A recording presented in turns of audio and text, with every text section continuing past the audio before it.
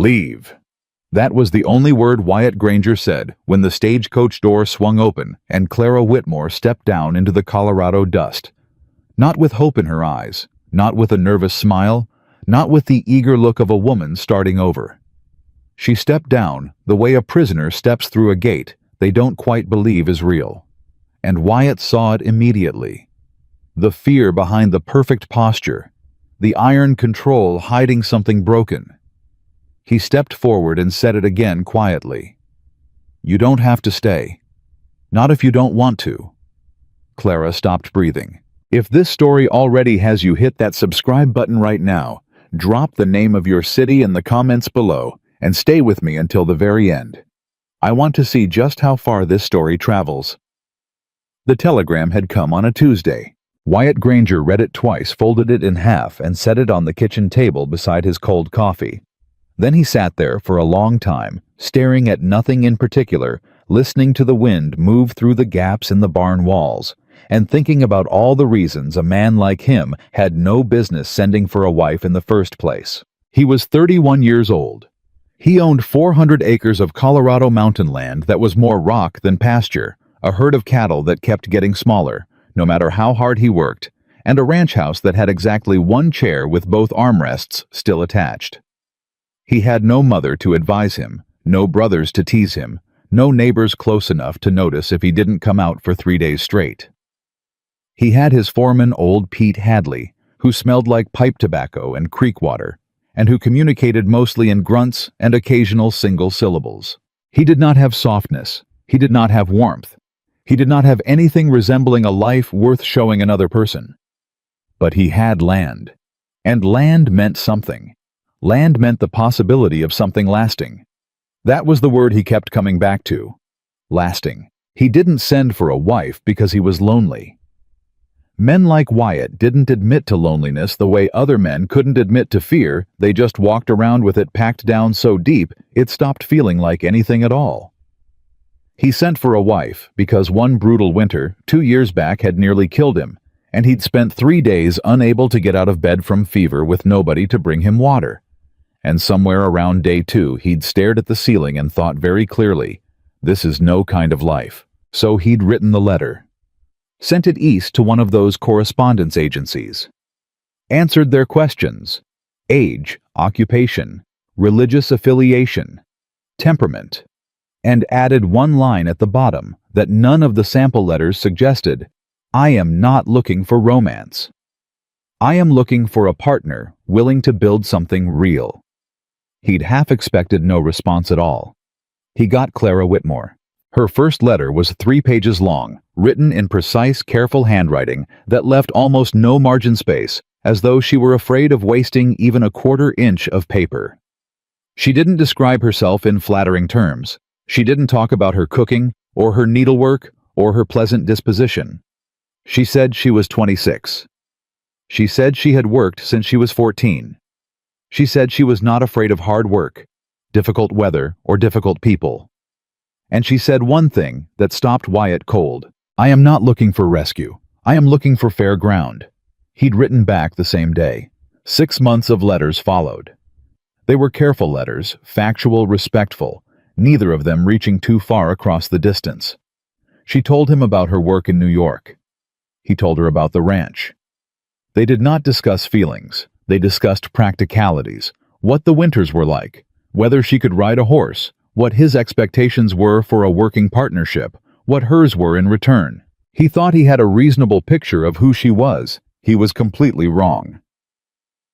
The stagecoach from Denver pulled into Silver Creek on a Thursday afternoon in July of 1886, and half the town came out to watch because Silver Creek was the kind of town where a mail-order bride arriving was the most interesting thing to happen since the Hendersons' bull got loose and wandered into the post office.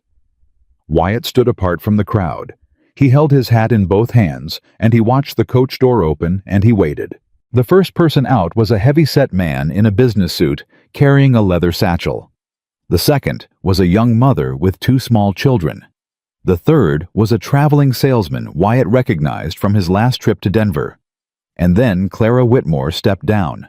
The first thing Wyatt noticed was that she was smaller than he'd imagined. The second thing he noticed was the coat, a worn gray wool coat buttoned all the way to the throat, despite the July heat, that had the rest of the crowd fanning themselves with their hats and handkerchiefs.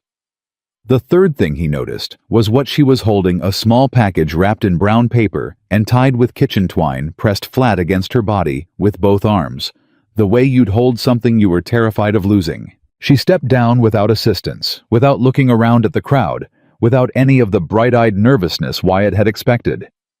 She set her feet on the ground and stood perfectly still for just a moment, and in that moment, Wyatt saw something that hit him like a fist to the chest. She was scanning for exits, not obviously, not in any way that most people would have caught, but Wyatt had spent years reading cattle, reading weather, reading the body language of things that were afraid, and what he saw in Clara Whitmore's face in that first unguarded second was not hope. It was a woman calculating exactly how fast she could run if she needed to. He stepped forward before he'd made any conscious decision to move. "Miss Whitmore?" She turned, and her expression locked into something careful and composed so fast it was almost frightening. "Mr. Granger?" Her voice was steady, firm. "I apologize for any delay. The connection in Denver was—" "You don't have to explain," he said. "How was the journey?" "Long." A single word. Then, "Thank you for meeting me." The crowd was watching. Wyatt could feel it. The sideways glances, the whispered commentary, the particular hungry attention that small towns gave to anything new. Mrs. Fenwick from the Mercantile was already leaning toward her neighbor, with something clearly forming behind her lips. Wyatt turned his back on all of it. "My wagon's this way," he said. "I'll get your trunk." "I don't have a trunk." He looked back at her. "Beg pardon? I have a traveling bag." She lifted a small battered carpet bag with her free hand, the one that wasn't holding the wrapped package. "This is everything." He looked at the bag. He looked at her. He didn't ask questions. He just said, "All right," and led her toward the wagon. They were 2 miles out of Silver Creek when he said it. It wasn't planned. It came out of him the way things came out of Wyatt, without announcement, without ceremony, straight from whatever quiet place inside him had been working on the problem since the moment she stepped off that coach. "I'm going to ask you something," he said, "and I need you to hear it as a real question, not a test, not politeness." Clara had been sitting beside him on the wagon bench, her package in her lap, her eyes on the mountain ridge ahead. She didn't turn her head, but something in her posture shifted the same way a horse's ears swivel toward a sound it hasn't classified yet.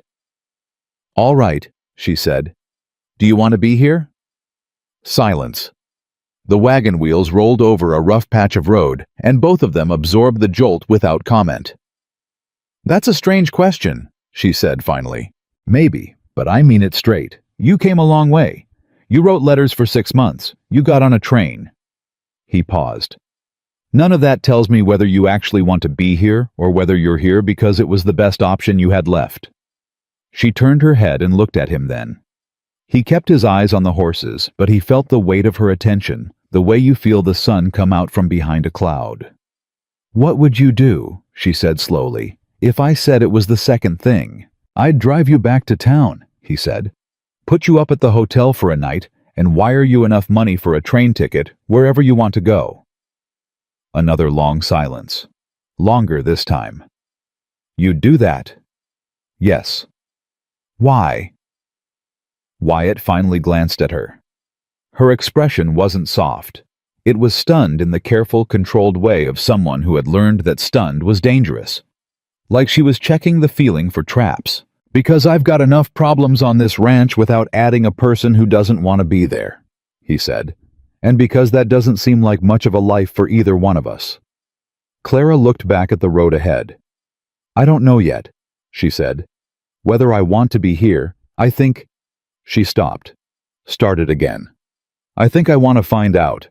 Wyatt nodded. "That's fair enough," he said. And they didn't speak again until the ranch came into view. The wedding happened the next morning in the small wooden church at the edge of Silver Creek, performed by Pastor Hollis, witnessed by Pete Hadley and the pastor's wife, and concluded in under 15 minutes. There were no flowers. There was no celebration. Wyatt signed the papers with his left hand because his right was still bandaged from a fence repair 3 days prior.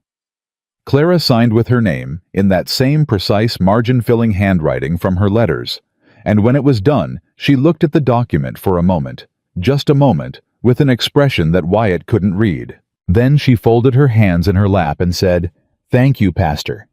And that was that. They were married.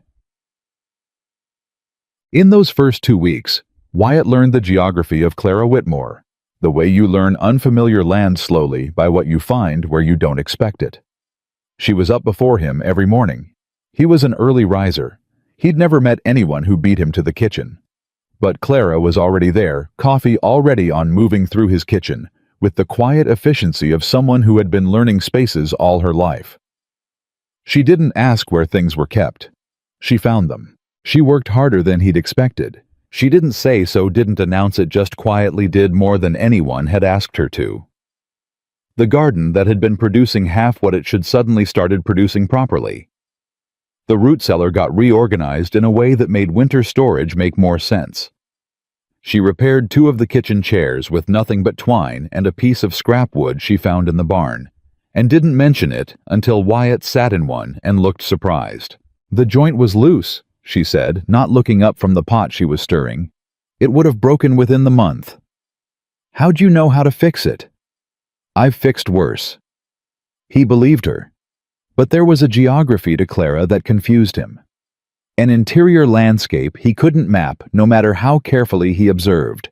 She startled at raised voices, not dramatically, just a small involuntary flinch so fast and so well controlled that if you weren't watching for it, you'd never see it. When Pete Hadley came in from the barn one afternoon, shouting about a broken wagon axle in his booming, "Nothing's wrong, I'm just loud." "Way." Clara's hand went white around the handle of the pot she was holding. She recovered in half a second. But Wyatt saw it. She apologized constantly. For things that weren't her fault, for things that weren't problems, for things that didn't need apologizing for at all. She apologized for asking a question.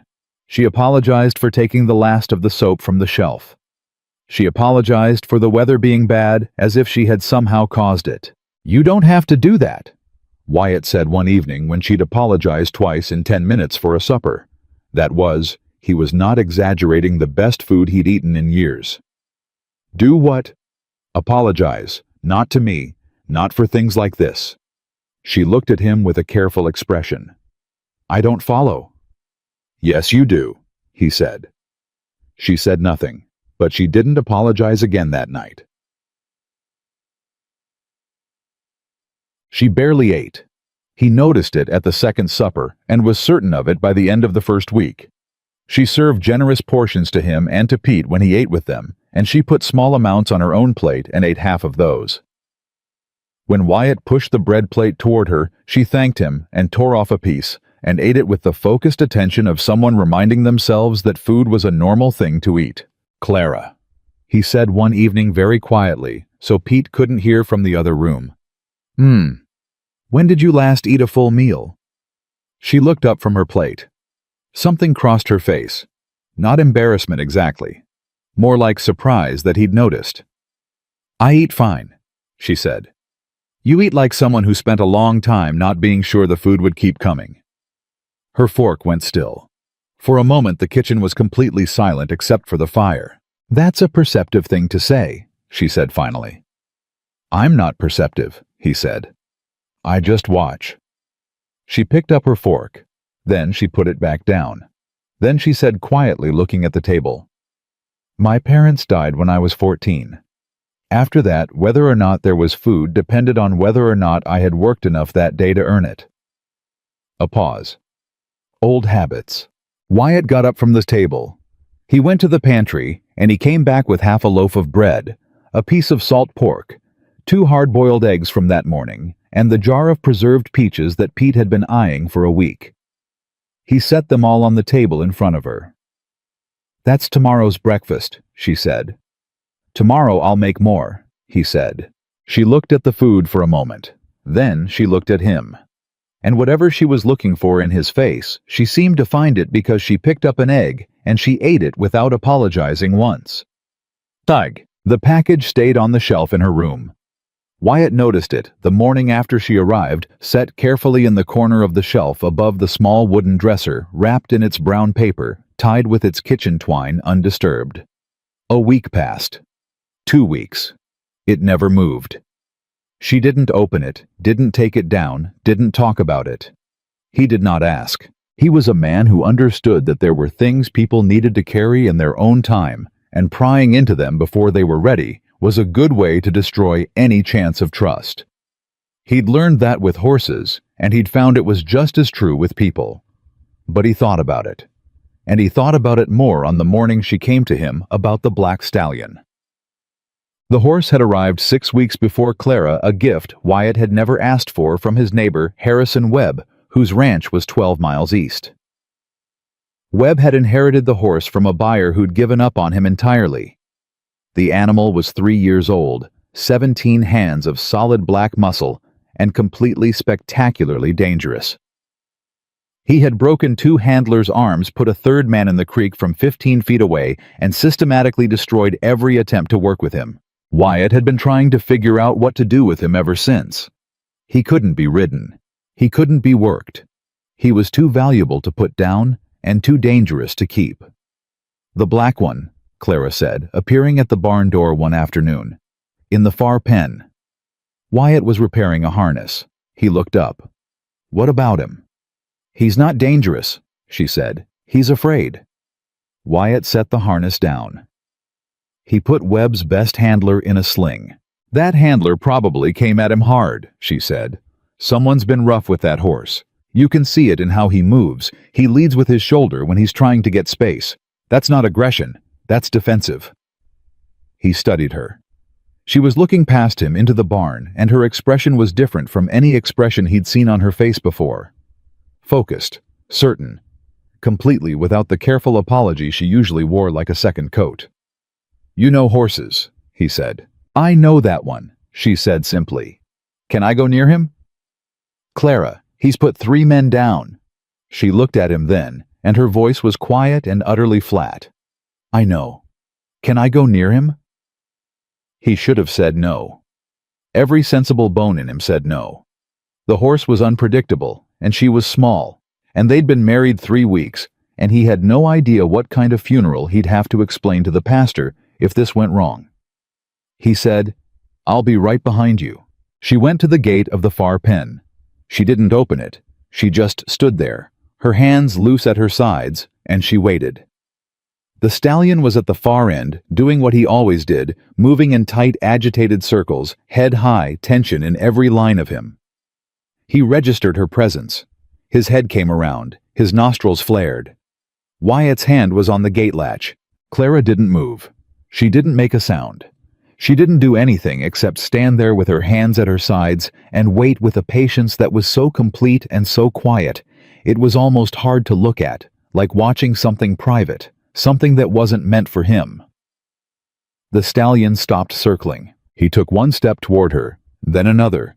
Then he was crossing the pen in a straight line, and Wyatt's heart had completely stopped, and the horse walked up to the gate and put his nose directly into Clara's open palms, and let out a long, shuddering exhale that Wyatt had never heard from that animal before. Clara closed her fingers gently around the horse's muzzle. There you are, she said softly. There you are. Nobody's going to be rough with you anymore. Wyatt stood completely still. He had seen a lot of things in his years on this land. He had seen a lot of things that didn't have clean explanations, but he had never seen anything like that. After a long moment, he said, What did you just do? Clara looked over her shoulder at him, and for the first time since she'd arrived at his ranch, she didn't look afraid. She didn't look careful.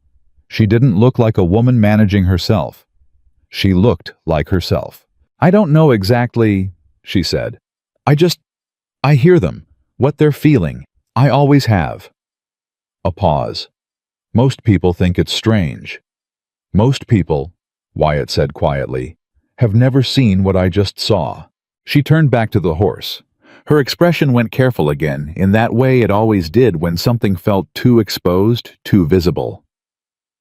"It doesn't always work," she said. "And it's not magic. It's just listening. Really listening.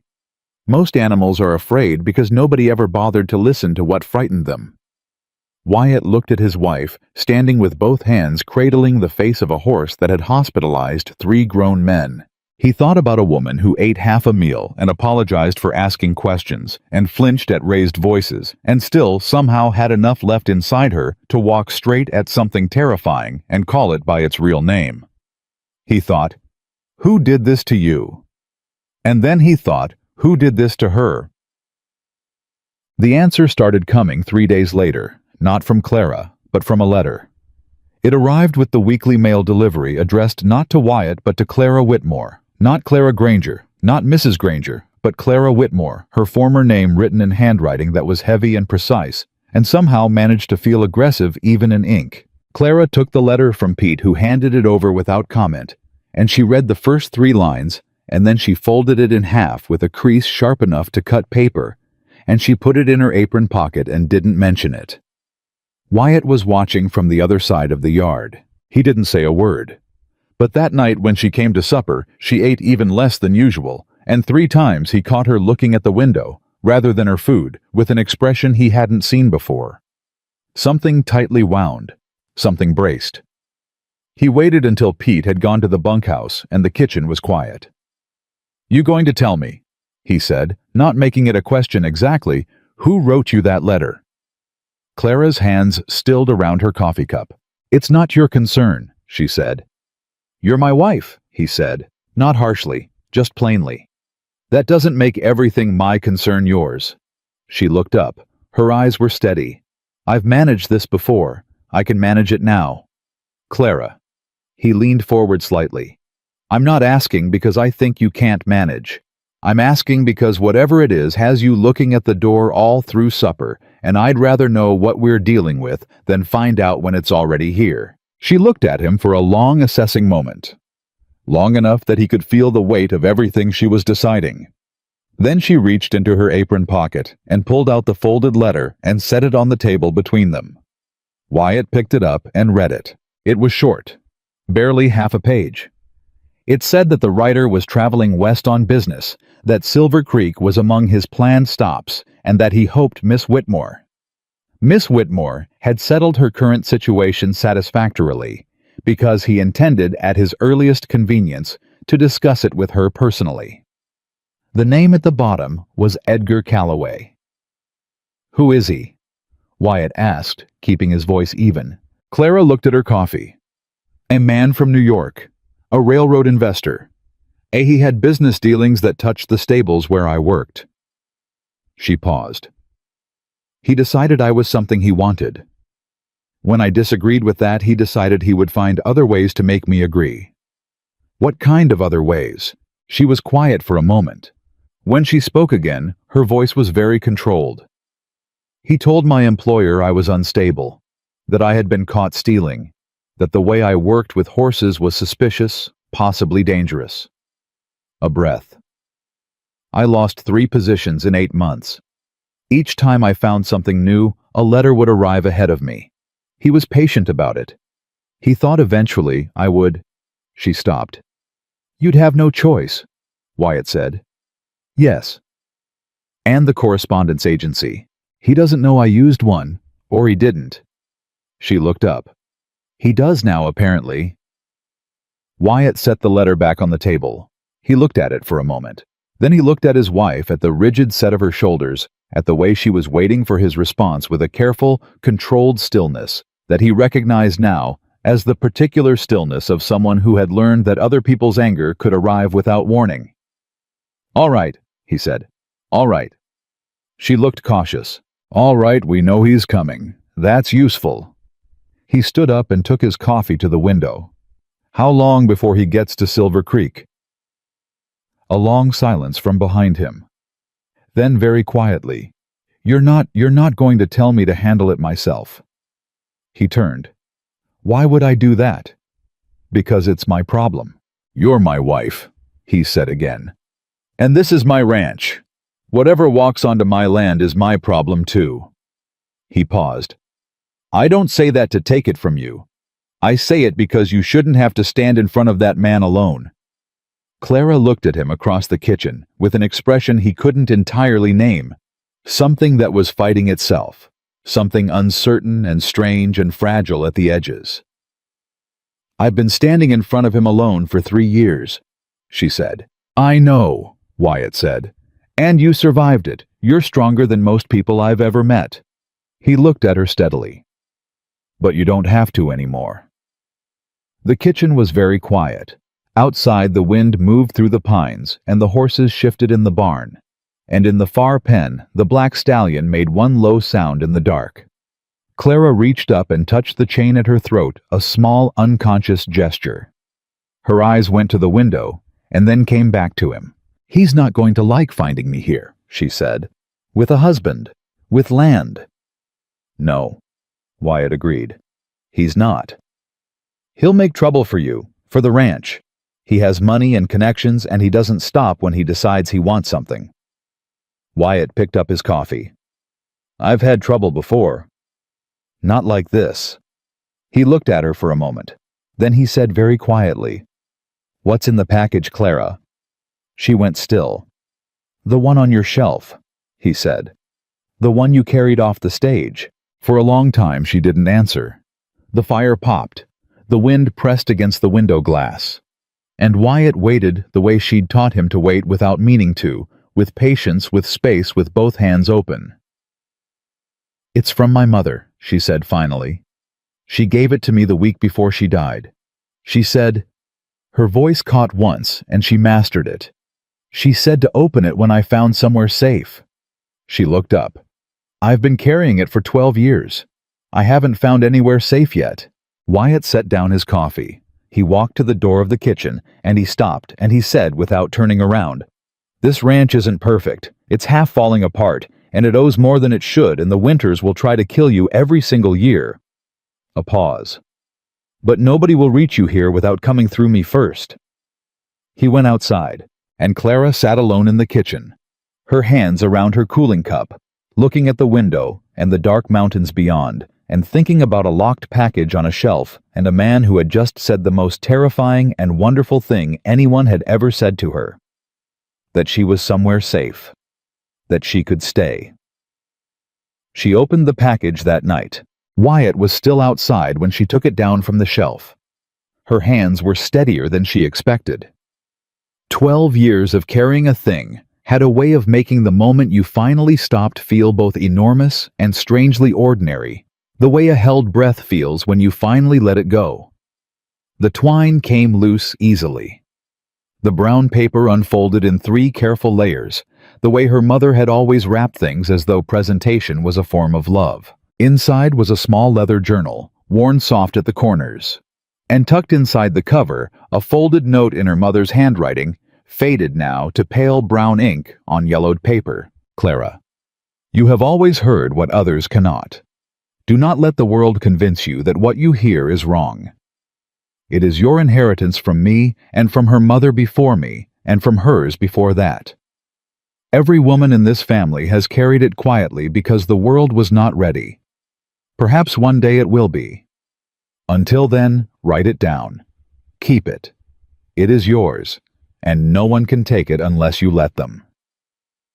Clara sat with the journal open in her lap for a long time. She didn't cry. She had cried for her mother a long time ago, and there was nothing left of that particular grief but a kind of hollow quiet that lived in her chest and sometimes made it hard to breathe deeply.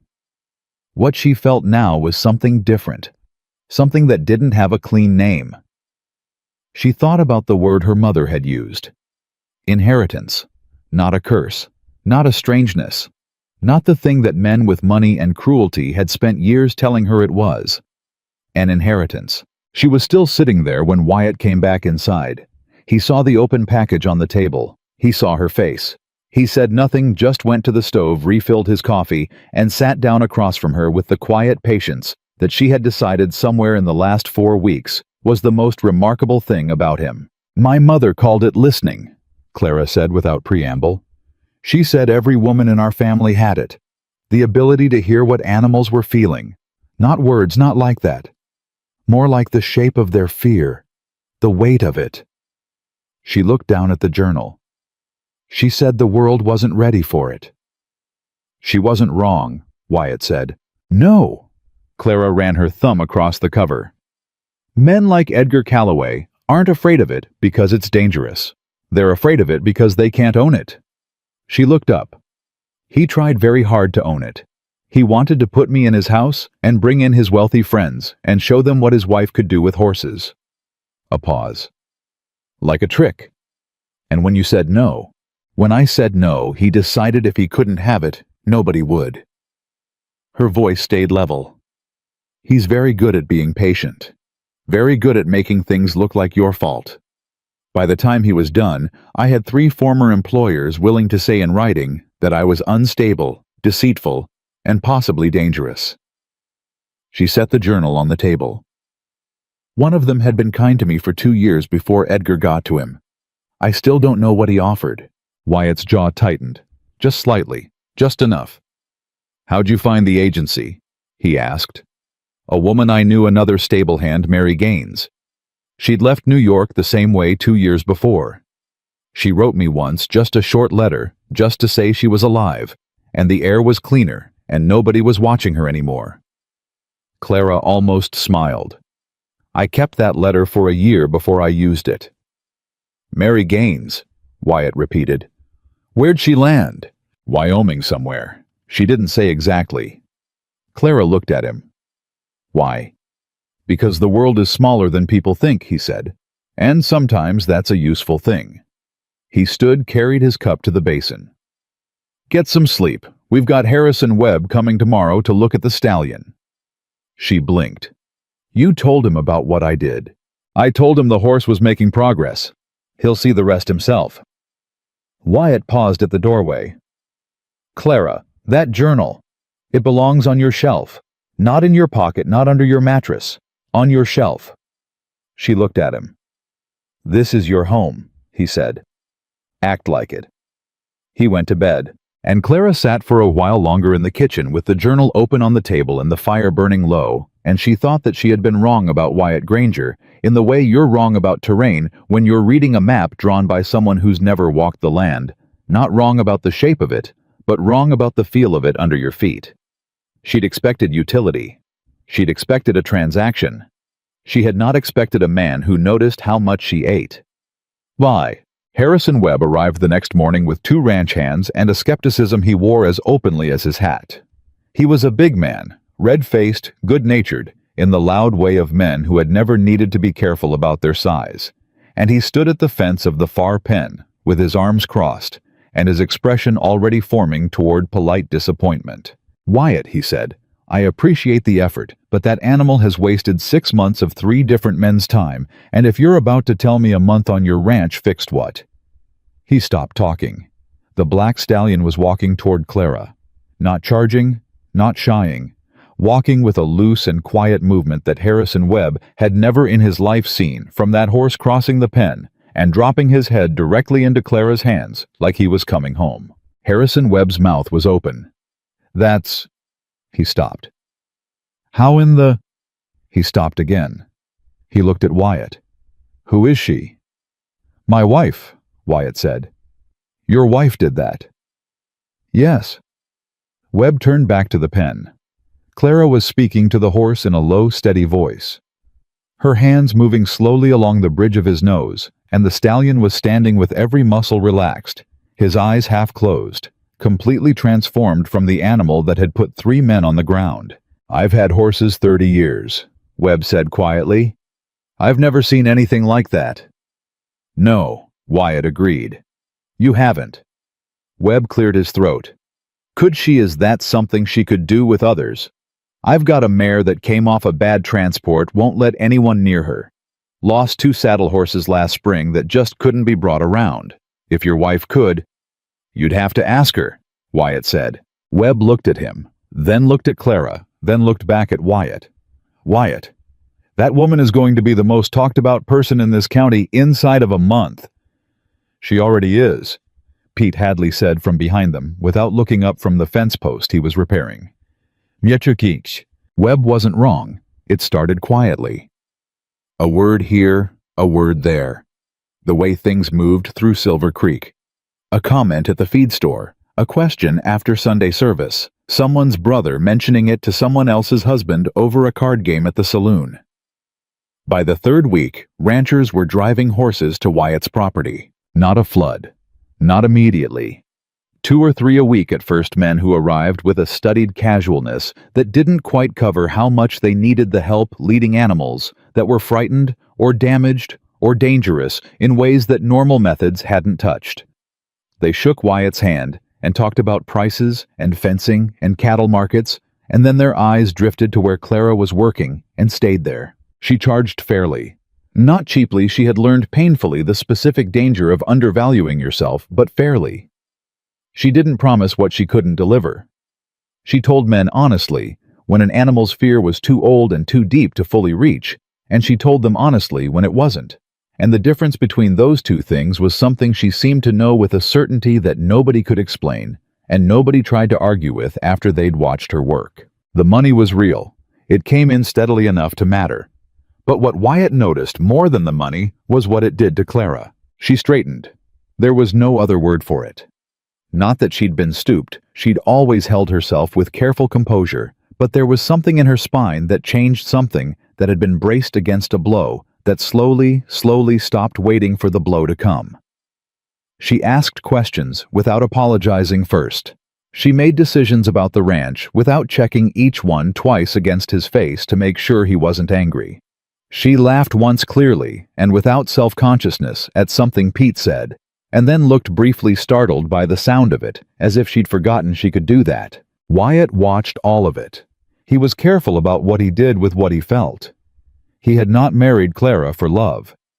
He had married her for partnership and practicality, and because her letters had suggested a steadiness that he respected. What he felt now was something he hadn't planned for something that showed up quietly and occupied space without announcing itself the way the best things usually do. He didn't say anything about it. Not yet. Kig. The afternoon, everything changed. Started with a child. Margaret Hollis, 9 years old, daughter of the pastor, absolutely fearless in the particular way of children who have not yet learned to connect their actions to their consequences, had gotten it into her head that she wanted to pet the black stallion. Wyatt was across the yard when he heard the commotion. He was moving before he fully understood what he was hearing, a child's voice high and indignant, and then a crash, and then Clara's voice sharp and immediate. "Don't run. Stand still. Margaret, stand still." He came around the corner of the barn to find Margaret Hollis backed against the fence of the far pen. The stallion rearing above her, not in a killing fury, but in the wild cornered panic of an animal that had been startled and was reacting from somewhere deep and old and scared. And Clara was already inside the pen, already between the child and the horse, both arms out. Her voice dropping from sharp to low to something barely above a murmur. "Hey," she said. "Hey, it's me. It's just me. Nobody's hurting you." Wyatt's hand was on the gate. Clara looked back at him over her shoulder just for a second. "Don't," she said, quiet, certain. "Stay there." He stayed. The stallion's front hooves came down. He shook his head once hard, his breath coming in explosive snorts. Clara didn't move. She let him have the air, let him have the noise, let him burn through the panic at his own speed. And she stood between the animal and the child, and she didn't flinch once. It took 4 minutes. 4 minutes that felt longer than most days Wyatt could remember. When it was over, when the stallion had settled and dropped his head, and Clara had backed herself and Margaret slowly and calmly to the gate. Margaret Hollis burst into tears from sheer delayed terror, and Clara crouched down to the girl's level and held her by both shoulders and said very firmly, "You're all right. He was scared. You scared him." A pause. "And you are never to go in that pen alone again. Do you understand me?" Margaret, sobbing, nodded. "Say it." I understand." "Good." Clara stood keeping one hand on the girl's shoulder. She looked up at Wyatt. He could see now that her hands were trembling slightly, just slightly, the aftermath of adrenaline controlled for long enough that the body waited until it was safe to shake. "She's fine," Clara said. "She got in through the lower rail." "I see that." He looked at his wife. "You all right?" "Yes." She said it without hesitation, which meant it was mostly true. "Clara?" "I said yes, Wyatt." He nodded. He looked at Margaret Hollis and said in the measured tone of a man who was choosing every word, "I'm going to walk you home to your father." Margaret, recognizing the specific gravity of that sentence, started crying harder. Pastor Hollis heard the story with his hands folded and his face going progressively paler, and when it was done he said, "Mrs. Granger, I cannot express—" "She's fine," Clara said. "No harm done." A pause. "Though it might be worth a conversation with her about gate latches." Hollis looked at Clara with an expression that shifted into something Wyatt hadn't seen directed at his wife before: straightforward, uncomplicated admiration. "Mrs. Granger," he said, "that horse has frightened grown men from 3 counties. What you did—" "I know that animal," Clara said. "I knew he wasn't going to hurt her, not if I got between them fast enough." "Still," Hollis said. He looked at Wyatt. "You have a remarkable wife, Wyatt." Wyatt looked at Clara. "Yes," he said. "I do." Clara looked at her hands. She didn't say anything. But when they were walking back to the wagon and the late afternoon had gone the color of copper on the mountains, she said quietly and without looking at him, "Nobody's ever put it that way before." "What way?" "Like it was worth something." She kept her eyes on the road. "What I do with them. It's always been strange, unsettling, something to be managed. Nobody ever called it remarkable." Wyatt said nothing for a moment.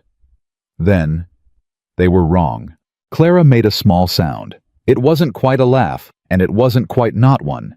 "You're very certain about things," she said, "for someone who says he's not perceptive." "I'm not perceptive," he said. "I just watch." "You say that a lot." "It keeps being true." She almost smiled. He caught the edge of it from the corner of his eye, the way you catch the edge of something bright carefully so you don't startle it.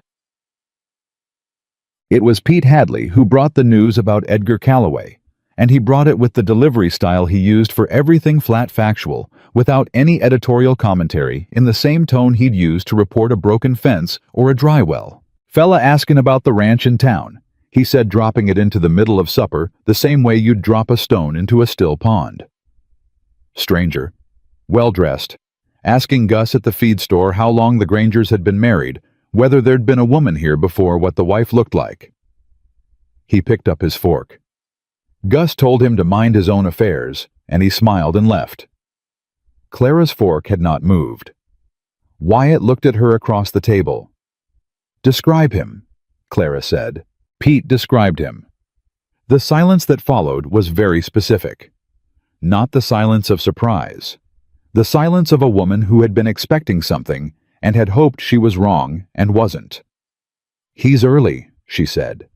The letter said, "Men like that," Wyatt said, "don't hold to what they say in letters." She set her fork down. Her face had gone into the controlled, managed expression he hadn't seen in weeks, the one she'd worn when she stepped off the stage, the one that meant she was calculating. She was afraid she was not going to let anyone see it. He hated that expression. Not because it was weak, because it wasn't. It was the opposite of weak. It was what strength looked like on a person who'd spent years needing to survive, but because she shouldn't need it anymore, and the fact that she did meant something was coming that was going to try to take everything she'd started to trust. "All right," Wyatt said. He pushed his plate aside and put his hands flat on the table. "Here's what we do." Clara looked at him. "Nothing," he said. "Wyatt." "Not yet. He's asking questions. Let him ask them. The answers people give him will tell us more about this town than anything else." He looked at her steadily. "And the answers they give will tell him something about us." "They'll tell him I'm here," she said. "He already knows that. They'll tell him you're the woman who stood in front of a rearing stallion to protect a child. They'll tell him you're the woman that half the ranches in this county are bringing their damaged horses to. They'll tell him—" Wyatt paused. "They'll tell him you're not what he told people you were." Clara stared at him. "That's your defense," he said. "Not hiding, not running. Being exactly who you already are in a place where people can see it." He held her gaze. "He spent 3 years making people believe a story about you. You've been here less than 3 months, and already the story is different. Let him come. Let him see what he's walking into." For a long moment, she said nothing. Pete Hadley, with the characteristic timing of a man who had worked for Wyatt for 11 years, said, "Biscuit," and offered the basket across the table, and somehow that broke the tension in the room just enough. Clara reached over and took a biscuit. "You're very certain," she said again to Wyatt. "I'm certain about some things," he said. She broke the biscuit in half. "What if he's talked to people already? What if by the time he actually—" "Clara." Wyatt's voice was quiet. "Have you talked to Margaret Hollis's father? Have you talked to Harrison Webb? Have you talked to the 6 men who drove horses out here this month?" She said nothing. "Then talk to them," he said. "Before Calloway does." It was the most direct thing he'd ever said to her, and she sat with it for a moment, turning the biscuit over in her hands. "You want me to tell them about him?" she said slowly. "I want you to let them know who you are before someone else tells them who to think you are." He leaned forward slightly. "Your story is better than his. You just have to be willing to say it out loud." Clara looked down at the table, then she looked up. I've never told anyone, the full of it, what he did." "I know. It's not—" She stopped. "People don't always believe women when—" "No," he said. "They don't. Always." He held her gaze. "But you have something he doesn't." "What's that?" "You're already here," Wyatt said. "Already working. Already someone they've watched do something with their own eyes." He sat back. "He's going to come in from outside with a story. You're already on the inside with a life. Those are very different things." Clara was quiet for a long time. Then she said, "You planned this." "No," Wyatt said honestly. "I didn't plan anything, but I do think it's true." She put the biscuit down. She picked up her coffee. She looked at Wyatt Granger across the table, at the man who noticed how much she ate, who drove her away from the stage before she'd said yes, who'd stood at the gate with his hand on the latch while she stood between a horse and a child, and trusted her to know what she was doing. She said, "I'm going to need you there, when I talk to them." "I know," he said. "Not to speak for me, just to be there," he said. "I know." She nodded once. It was small, but it was the kind of nod that meant something that came from somewhere real. "Wyatt."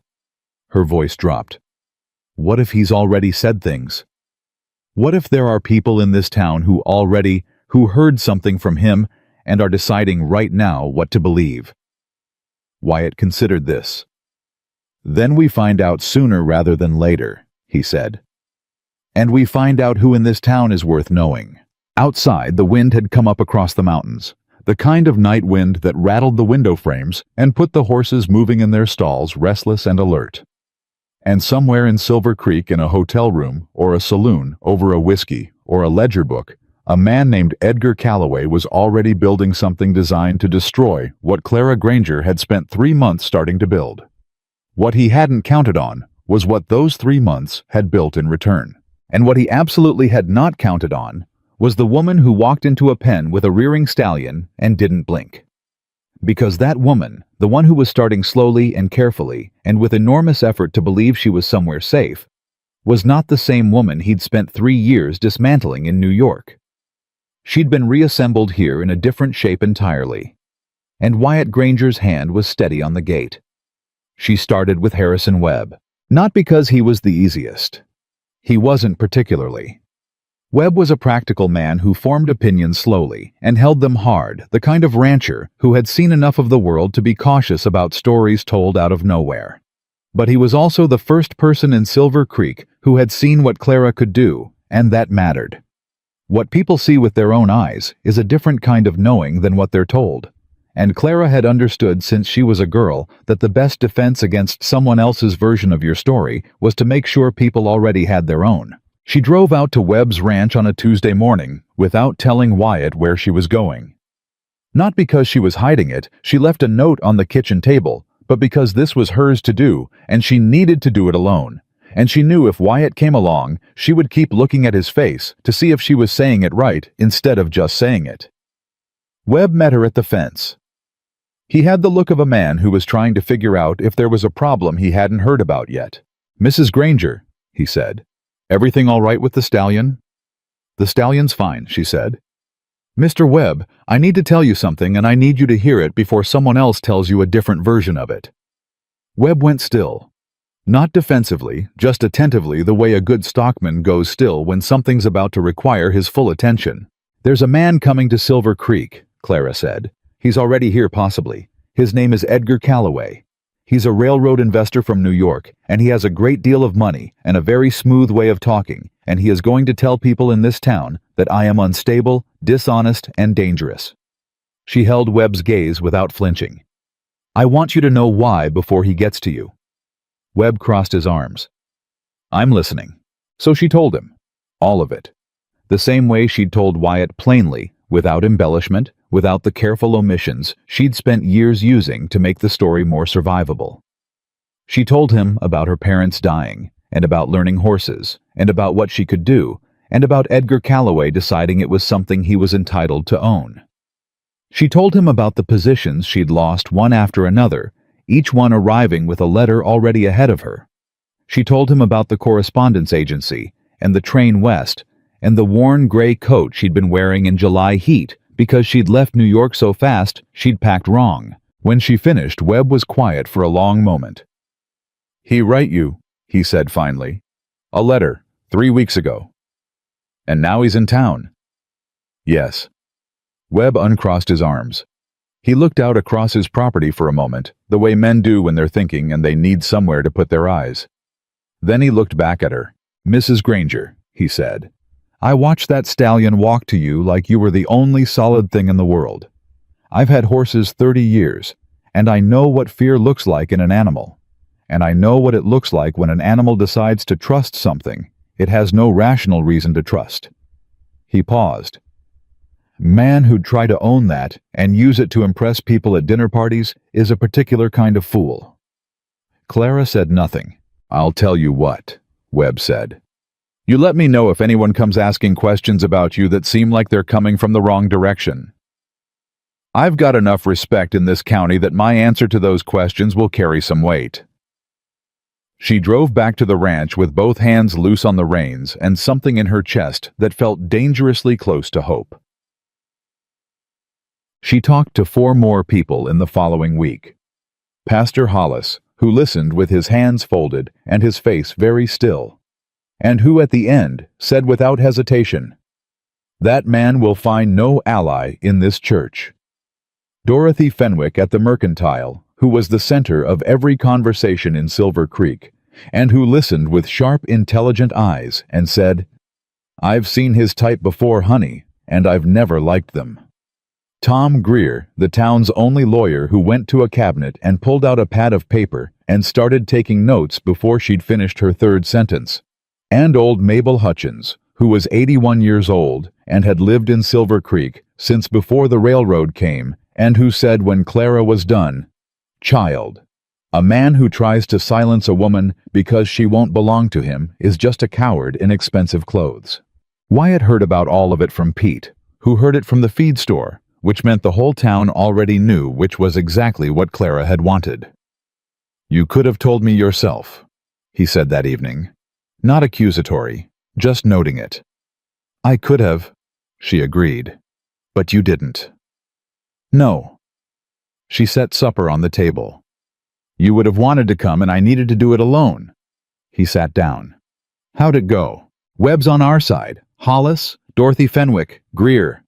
She sat across from him. "Mabel Hutchins called him a coward in expensive clothes." Despite everything, Wyatt almost smiled.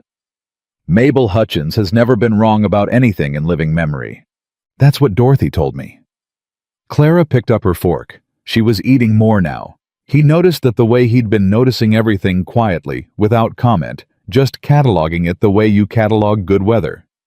Wyatt, he's going to come. Probably soon. He didn't write that letter as a courtesy, he wrote it because he wanted me to be afraid before he arrived. She paused. And I want to be ready. You are ready, Wyatt said. She looked at him. You don't know that. You just spent a week talking to 5 people you barely know about the worst years of your life, he said. If that's not ready, I don't know what is. Clara said nothing for a moment. Then, I'm still afraid. I know. He held her gaze. That's different from not being ready.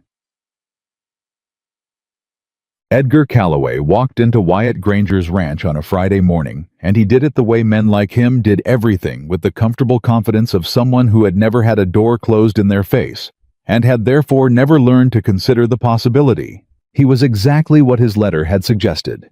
Impeccably dressed for a man in Colorado. Handsome in a careful, maintained way that took effort and money. He had a handshake that was practiced and firm and communicated very deliberately. I am a man you should take seriously. Wyatt shook his hand and said nothing. Mr. Granger. Calloway looked around the yard with the polite interest of a man assessing something he was considering purchasing. Impressive property, good elevation, though I imagine the winters are something. They are, Wyatt said. I'll get to the point if you don't mind. Calloway smiled. It was a smooth smile, thoroughly rehearsed. I'm here about your wife, I assumed. The smile held. You seem like a reasonable man. I appreciate that.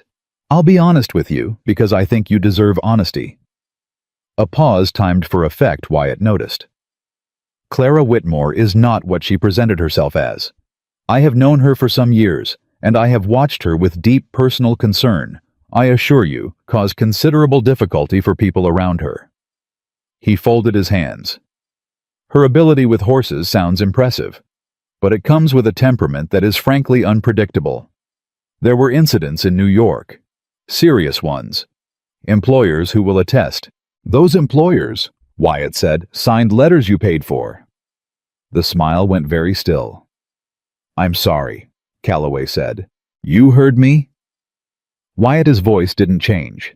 It stayed flat, and even the same tone he used for everything, because he'd found that tone unnerved people more than shouting. You blackmailed 3 of her employers. You spread lies about her character because she wouldn't marry you. And now you've come here because you can't stand that she found somewhere you couldn't reach. He looked at the man across his fence. I'm telling you this so we understand each other clearly before this conversation goes any further. Calloway looked at him for a moment. Something moved behind his eyes, a recalibration. He'd expected nervous. He'd expected uncertain. He'd been preparing for a man who could be managed. He'd gotten something else entirely. Mr. Granger. He said, his voice carrying a new edge beneath the smoothness. Now, I think you've been given a particular account of events that... I've been given her account, Wyatt said. And I've watched her work. And I've talked to enough people to know what kind of woman she is. He paused. I'm going to ask you to leave my property. Calloway didn't move. I wonder if you'd reconsider that before... I'm going to ask you once more. I have a business proposal, Calloway said, and his voice dropped into something quieter, more deliberate. A serious one. I'm prepared to be very generous, Mr. Granger. Debt is a difficult thing on a ranch this size, and I've done some research on your situation. He reached into his coat. Put that away, Wyatt said. I haven't even... Put it away. Flat. Final. There is no number. There is no proposal. This conversation is over. Calloway's hand stilled inside his coat. He looked at Wyatt, really looked at him for the first time the way a man looks at something when he realizes he misjudged its weight. You'll regret this, he said. Not loudly, not theatrically, just plainly the way people say true things. Maybe, Wyatt said, but not today. Calloway left. He took his time about it, which was its own message, a reminder that leaving was his choice, not an eviction. His buggy rolled out of the yard, and Pete Hadley watched it go from the barn door, and when it was out of sight, he walked over to Wyatt and stood beside him and said, "Well." "Well," Wyatt agreed. "He'll be back." "Yes." "In a different form," Pete said. "Men like that don't take no for an answer. They just take it as information about which door to try next." Wyatt looked at the road where the buggy had been. "Then we make sure all the doors are closed." The doors were not all closed. The first crack showed 3 days later when the Hendersons stopped bringing their horses to Clara's sessions. No explanation, no message, just they stopped coming. And when Wyatt ran into Ed Henderson at the feed store, Henderson met his eyes for exactly as long as it took to be polite, and then found something very important to look at on the other side of the room. The second crack was Dorothy Fenwick. Clara had walked into the mercantile on a Thursday afternoon for flour and salt and a spool of thread, and Dorothy had been at the counter with 2 women Clara didn't know well, wives of mine investors who'd arrived in Silver Creek the previous spring with money and opinions. One of them looked at Clara when she came in and said something very quietly to the other one, and both of them went very still in the specific way of people who have been mid-conversation about a subject that has just walked through the door. Dorothy caught it. She said clearly to Clara, "Come on back, honey. I've got your order half ready." But Clara had already seen it. She said nothing on the way home. She sat on the wagon bench with her hands in her lap and looked at the road and was very quiet in a way that was different from her usual quiet. This was tight. This was controlled. This was the old quiet she'd had when she stepped off the stage in her gray coat and her arms wrapped around that package. "Clara," Wyatt said. "He's been busy," she said, flat. "The Hendersons aren't the backbone of this county. No, but they're the beginning."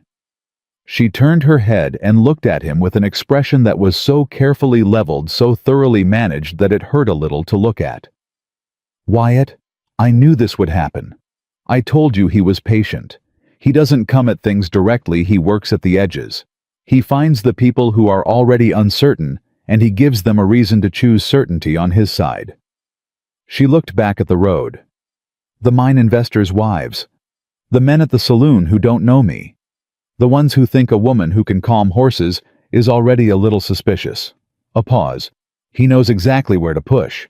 Wyatt's hands were tight on the reins, tighter than necessary. "Tom Greer," he said. "What did Greer say when you talked to him?" "He said he could investigate. If there was evidence of active slander of financial coercion, there might be legal grounds." She paused. "He also said it would take time, and Calloway had resources, and time is not on our side right now." "No," she said. "It isn't." They drove in silence for a moment. "The auction," Wyatt said. Clara looked at him. "What about it?" "Webb's annual horse auction. 3 weeks. Every rancher in the county comes. Buyers from Denver, buyers from Kansas City. Half the businessmen in Silver Creek." He paused. "Webb told me this morning he's bringing 6 horses he wants you to assess before the sale." "I know. Every person who matters in this county will be in one place, including the ones Calloway has been working on." He glanced at her. "And Calloway will be there too. Men like that don't miss something like that, too much money in the room." Clara was quiet, turning it over. "You're saying, let it happen in public," she said. "I'm saying don't hide from it." He looked at her. "Whatever he's told people about you, the answer to it is showing people who you are. Not arguing, not defending, showing." He paused. "You've been doing it for months. You just need to do it where enough people can see." She looked at her hands. "Wyatt." Her voice dropped. "What if it doesn't work? What if people have already made up their minds and nothing I do?" "Some will have," he said. "That's going to be true regardless of what you do next." He looked at her. "The question is whether the ones who haven't made up their minds yet see the real thing or his version of it." Clara said nothing. "Clara." His voice was quieter now. "I have not seen you back away from one difficult thing since you arrived at this ranch. Not once." He paused. "Don't start now because of him." She looked at him. The expression on her face was unguarded in a way it hadn't been in the first weeks. Not the careful managed look, but something more raw, more real, the look of a person choosing something that cost them. "I'm frightened," she said. "I know. Not of him." She held his gaze. "Of—" She stopped. "Of it not being enough. Of having built something here and having it taken apart and—" She stopped again, looked away. "I've started to care about this place. About—" She didn't finish the sentence. Wyatt didn't push it. He let the road move under them, and the mountains stand where they'd always stood, and the silence be the kind of silence that held something without pressing it. After a while he said, "For what it's worth. Whatever happens at that auction, whatever Calloway does or says or buys his way into." He looked at the road. "This ranch is still here. Your shelf is still there. That journal's still on it." A pause. "And I'm not offering you a train ticket." Clara looked at him sharply. "I told you the first day," he said, "that I'd put you on a train if you wanted to go. That was then." He met her eyes for just a moment. "That offer's closed." Clara stared at him. "You're not going anywhere," he said, simply, completely. "Not because of him." She turned away and looked at the road. Her jaw was tight and her eyes were bright, and she was doing the thing she did when she was feeling something she didn't yet know what to do with, holding it very still and waiting to see if it was safe. Pete Hadley would have broken the tension with a biscuit comment. There was no Pete Hadley on the wagon, so Clara sat with it. And Wyatt let her. And somewhere behind them, getting smaller with every mile, was Edgar Calloway in his hotel room or his rented office, working his patient methodical damage. Writing letters. Buying drinks. Leaning toward uncertain men with his smooth smile and his rehearsed concern and his very deliberate version of a woman who did not exist. He had done this before. He was good at it.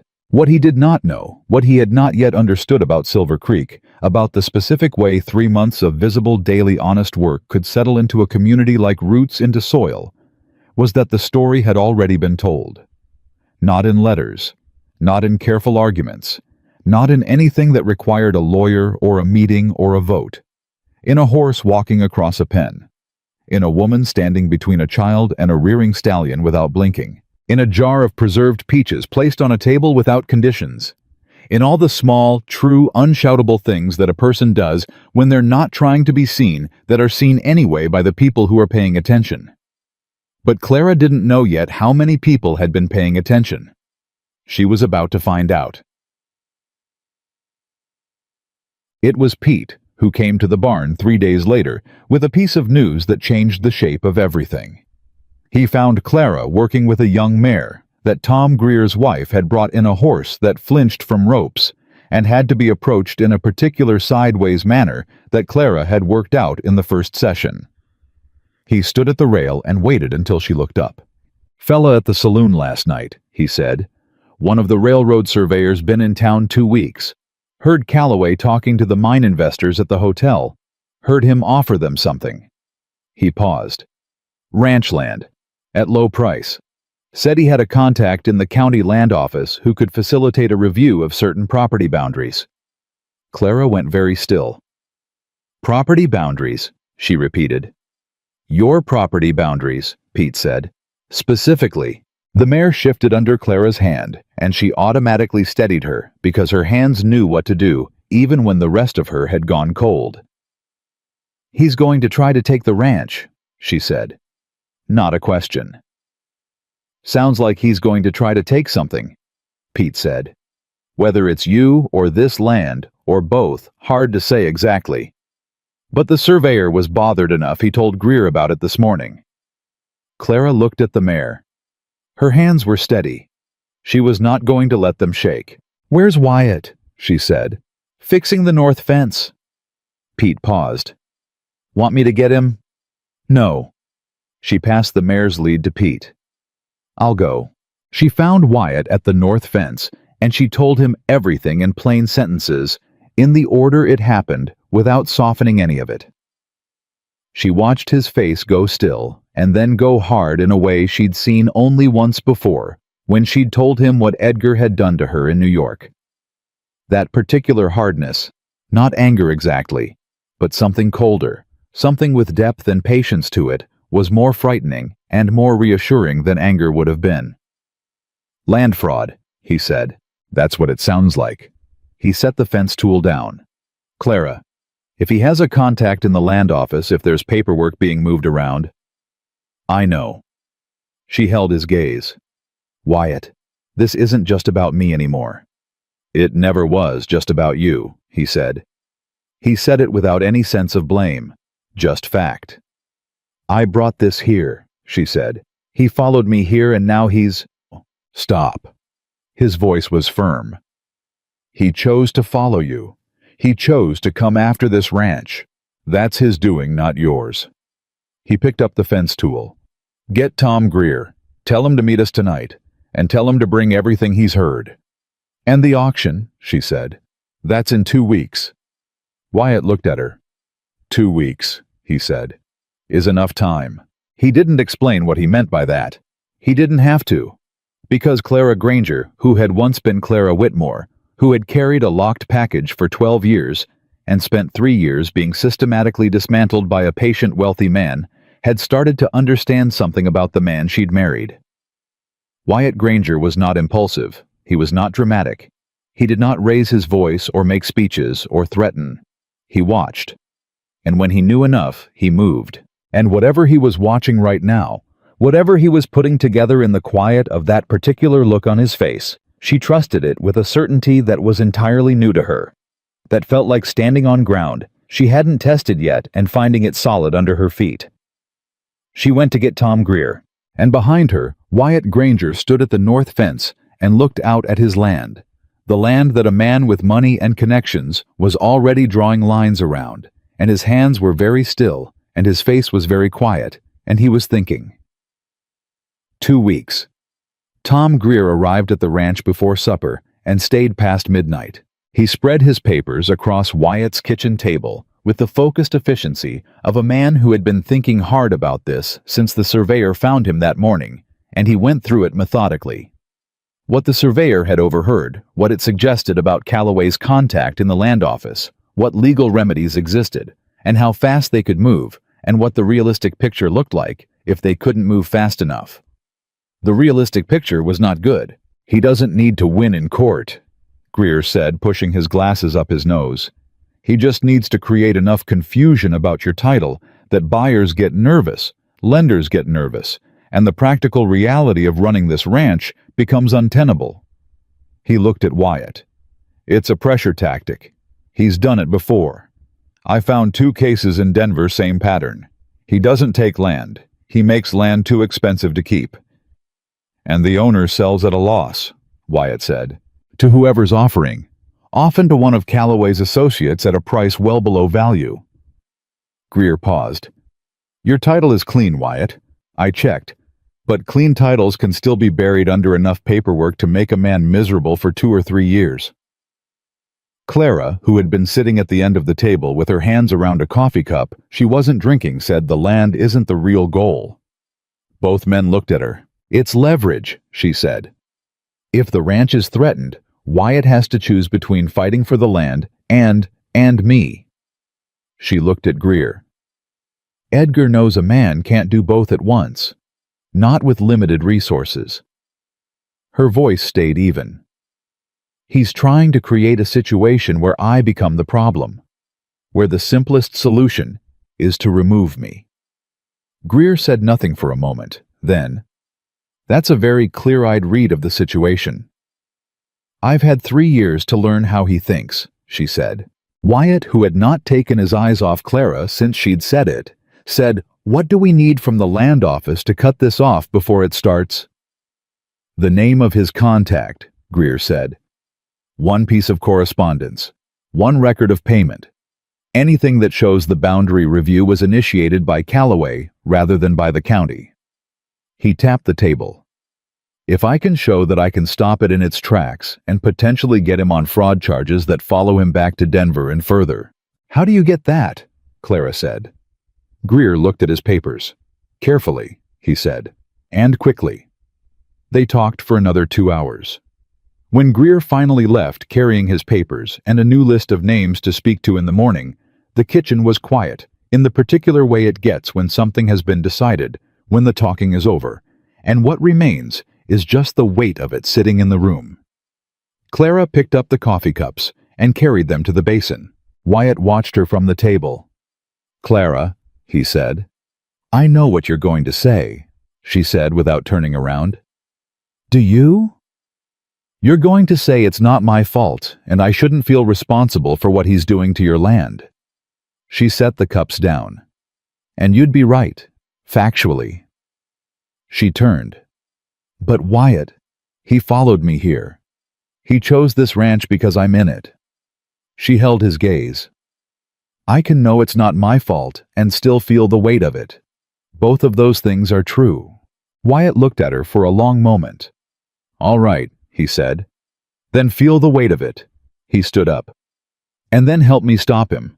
Because feeling it and being stopped by it are two different things, and you know the difference." She looked at him. "I do know the difference," she said quietly. "Then get some sleep," he said. "We have an auction to prepare for." The 2 weeks moved fast and slow, at the same time, the way time moves when you're waiting for something inevitable crawling in the quiet moments, and then suddenly gone in the busy ones. Greer moved carefully through the land office, talking to people he trusted, looking for the thread that would unravel Calloway's contact. He found partial evidence, a record of a meeting that shouldn't have happened, a signature on a document that predated the formal request for review by 3 weeks, but not enough yet. Not the clean, undeniable piece that would close the door completely. Calloway, meanwhile, continued his patient work through Silver Creek. He bought drinks at the saloon. He attended church with an expression of deep respectability. He had conversations at the hotel with the mine investors that nobody could quite hear, but that left men looking thoughtful in Clara's direction when she passed them on the street. He never said anything that could be directly reported, nothing that could be quoted and confronted. He was too good for that. But Clara felt the shift. The way people hesitated half a beat before greeting her. The way conversations changed shape when she walked into a room. The way Mrs. Fenwick at the Mercantile was warm but careful. Warm but watching as if she were holding her opinion in trust until something final decided it. She kept working, every day without exception. The horses came and she worked with them, and she was good at it, better if anything under pressure, because pressure had a way of clarifying things down to what was real. She worked with a damaged roan that had been mishandled badly and came to her wild-eyed and shaking. She worked with a young quarter horse that Harrison Webb wanted ready for the auction. She worked with an old draft horse that didn't need calming so much as it needed someone to stand beside it and confirm that it hadn't been forgotten. She knew people were watching. She worked as if they weren't. The morning of Webb's auction, Pete Hadley appeared at the barn before sunrise with coffee and an expression that meant he had something to say and was working up to it. "Out with it, Pete," Clara said, not looking up from the bridle she was checking. "People are going to look at you funny today," he said. "They've been looking at me funny for 2 weeks. Funny in a different way," he said. "Calloway's been busy. Heard some things last night at the saloon that—" He paused. "It's going to be a harder room than you might be expecting." Clara looked up. "How hard?" Pete considered. "Some people have decided, not all of them in your direction." She held his gaze. "And the others?" "The others are watching," he said, like they're waiting for something to make it plain. She went back to the bridle. "Then something will make it plain." Pete drank his coffee. "You're not as scared as I'd expect a person to be." "I'm terrified," she said. "I'm just not stopping." He nodded once, the way he nodded when something satisfied him. "All right then." Webb's auction ground was the biggest gathering Clara had seen since arriving in Colorado. Ranchers from 3 counties, buyers from Denver and Kansas City, townspeople who came for the spectacle of it. Children running between legs, the particular noise of 100 conversations, and the movement of horses, and the smell of good animals and nervous humans all in the same space. Wyatt stayed close without hovering. He had a way of being beside her that took up no room, didn't crowd her, didn't speak for her, just existed in the peripheral space where she knew he was there. She saw Calloway within the first 10 minutes. He was standing with two of the mine investors and a man she didn't recognize in an expensive coat, and he saw her at almost the same moment she saw him. He smiled slowly and inclined his head in a greeting that was also a message. "I see you. I'm still here. This is not over." She looked away first deliberately, as if he weren't worth the attention. She went to find Harrison Webb. The auction moved through the morning with its own momentum. Animals presented bids called arguments over quality and price, conducted in the enthusiastic shorthand of men who'd been doing this for years. Clara worked her way through Webb's animals in the holding pen, assessing each one, making notes in her mother's journal that she'd started carrying in her apron pocket, and she did it with the complete, focused attention she always gave to animals in her care. Oblivious, apparently, to the watching. Completely present. It was a gray gelding that started it. Webb had pulled him from the auction list the previous week, a 3-year-old that had come off a bad transport and had been deteriorating ever since, growing more unreachable by the day. He'd told Clara about him, and she'd spent 4 sessions with him, and the progress had been real but incomplete, and she'd told Webb honestly that the horse wasn't ready to be sold. She hadn't expected Webb to bring him to the auction. "Thought it might be useful," Webb said, appearing beside her with his arms crossed. "For people to see." She looked at him. "You planned this?" "Might have mentioned it to Hollis and Greer and Mabel Hutchins," he admitted. "Might have mentioned it to a few others. Asked them to be nearby when I brought him out." Clara looked at the gelding. He was at the far end of the holding pen, head-high body, tight with the particular tension of an animal that had stopped trusting the world. The crowd that had drifted toward the pen was keeping its distance. "He's not ready," she said. "You'll make him ready," Webb said. He was not asking. She looked at the gathered crowd, the ranchers and buyers and townspeople and mine investors, and one man in an expensive coat who had just appeared at the edge of the pen with his smooth smile and his calculating eyes, and she thought about Pete saying the others are watching, like they're waiting for something to make it plain. She handed Webb her jacket. "Keep people back," she said. "No loud noises, no sudden movement." She went into the pen. The crowd went quiet in stages the way a large group does when something is happening that demands attention. First the people closest, then spreading outward as others noticed the quiet and turned to see its cause. The gelding registered her immediately, his whole body oriented toward her like a compass needle finding north, not toward safety, not yet, but toward the one thing in this space that wasn't threatening him. He was shaking. She could see it from 12 feet away, the fine tremor that ran through him like current. She stopped. She let him have the distance. She stood with her hands at her sides and waited. Around the pen, nobody moved. She could hear Calloway somewhere behind her saying something low to the investor beside him, presumably something dry and dismissive. But she let it go past her because it didn't matter. None of it mattered except what was in front of her. This frightened animal that needed someone to hold still long enough to be trusted. The gelding took 1 step toward her, then stopped. She waited. 2 steps. Stopped again. The crowd was completely silent now. Not the silence of boredom, the silence of people holding their breath. She heard a child somewhere say in a stage whisper that carried further than intended, "What's she doing?" And a woman's voice shushing. And nothing else. The horse came to her, not dramatically, not in a rush. He walked toward her the way you walk toward something you've decided finally to believe in, 1 step at a time, testing the ground until he was close enough and she could bring both hands up and place them against the side of his face and feel the shaking move through her palms, and then gradually, impossibly, begin to still. "There," she said softly. "Right there. That's all. Nobody's going to hurt you anymore."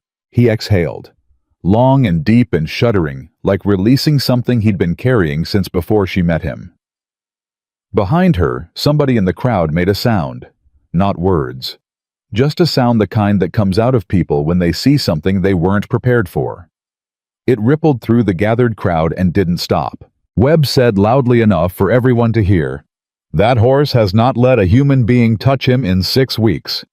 3 experienced handlers tried. This is the first time he's stood still in this county. A pause. Clara Granger has been working with him for a month.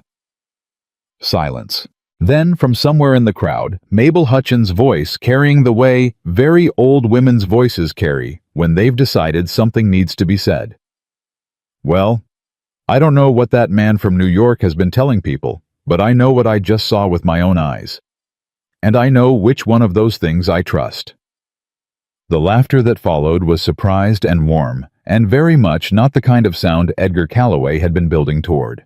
Clara kept her hands on the horse's face and didn't turn around. What happened next, she heard about from Pete and Greer and Webb and Dorothy Fenwick, and eventually from Wyatt, each of them, with their own piece of it, assembled later into a complete picture. Calloway left the pen immediately after Mabel Hutchins spoke. Not running, he wouldn't run, that wasn't how he operated, but moving with purpose, cutting through the crowd toward the investor he'd been talking to all morning. He talked to that man for 8 minutes. She had heard that from the man's ranch hand, who had been standing behind his employer and who had heard every word. What Calloway said in those 8 minutes with the careful articulation of a man who had just watched a plan fail and was already building the next one was this: that Clara Granger's ability was not a gift. It was a trick. A performance. That she had done something to the horse beforehand, sedated it somehow, or conditioned it to respond to her presence through some kind of training that was being misrepresented. That she was a fraud and a manipulator, and Wyatt Granger was too blinded by his feelings for his wife to see it. The investor had looked at him for a long moment, and then he'd said, "Mr. Calloway, I watched that horse. My family has kept horses for 40 years. That animal was not sedated. That woman has a gift that I can't explain, and I'll be damned if I'm going to call a thing fraudulent just because I can't explain it." He'd picked up his hat. "I don't think we have any further business." That was the first piece. The second piece was Tom Greer, who had spent the auction morning not watching horses, but watching the land office clerk who had appeared at the auction, a man named Sutter, who had no reason to be at a horse auction, and who had headed directly to Calloway upon arrival. Greer had seen the exchange. He hadn't heard it. But he'd followed Sutter afterward, and what he found in a conversation he managed to insert himself into with the particular social agility of a lawyer who had grown up in this town was something very useful. Sutter was scared, not of Calloway specifically, but of what Calloway had told him to do and what it meant if anyone found out.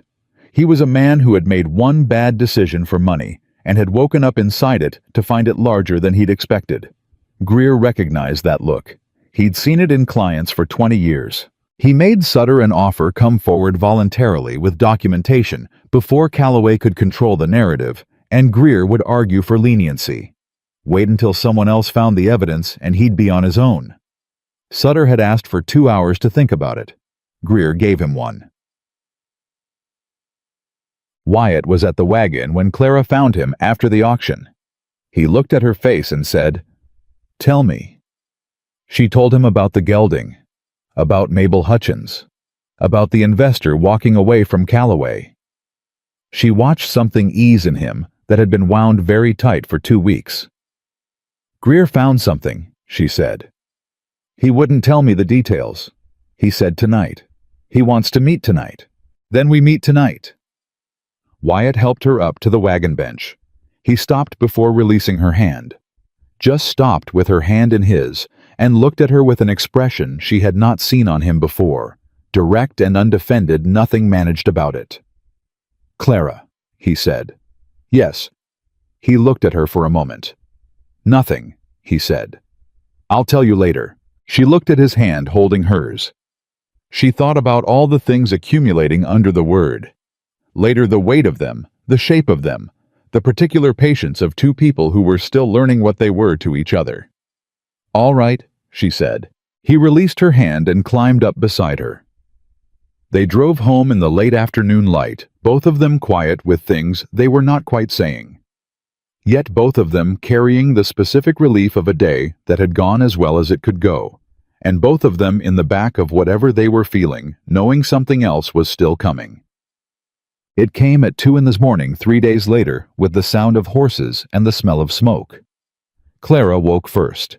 She always woke first, a habit from years of sleeping in places where danger arrived without announcement. She woke from a dead sleep to the smell of kerosene and the sound of voices she didn't recognize, and she was on her feet before she'd fully assembled the world around her. She went to the window, and what she saw sent ice straight through her chest. 3 men with lanterns at the barn door. One of them with a can that caught the light, wrong too wet, too heavy, the kind of wrong that meant something terrible. And beyond them, at the fence line, a 4th figure standing apart from the others, with the patient stillness of a man who was overseeing rather than doing. Calloway. She did not waste time on the fear. She let it arrive, and she stepped past it in the same motion, the way she stepped past it with frightened horses, acknowledging it not becoming it. She did not go to Wyatt first. She went to the barn. She went through the side door, the one facing away from where the men were, and she moved through the dark interior with the certainty of someone who had learned this space in daylight and carried it in her body now. The horses knew her before she reached them. They were already moving, already sensing the wrong in the air, and she spoke to them low and constant as she unlatched each stall one after another, moving fast. "Come on," she said each time. "Come on, come now, this way, keep moving." They trusted her enough to go, all 8 of them out through the far side door into the open dark of the north pasture. She turned them loose and slapped the last one on the rump and said, "Go." And they went.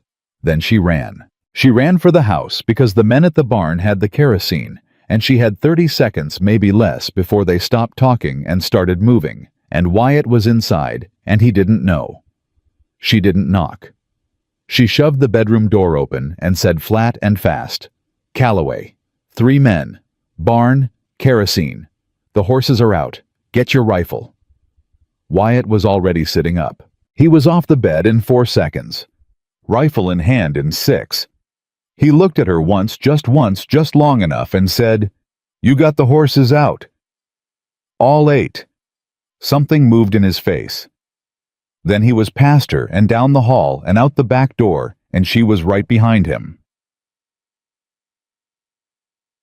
What happened in the next 20 minutes was not clean, and it was not quiet, and it was not the kind of thing that got told the same way by everyone who described it afterward. What was certain, Wyatt came around the corner of the barn at the same moment the first lantern dropped, and the fire that had started at the base of the door was 3 feet wide and growing, and the man with the kerosene can turned and ran directly into Pete Hadley, who had come out of the bunkhouse at the first sound of horses moving, and who was built like a fence post, and had the reflexes of a younger man when something threatened the animals in his care. One man ran, one man fought and lost, one man stood with his hands up and his face completely white, and Edgar Calloway at the fence line turned to find Wyatt between him and the road.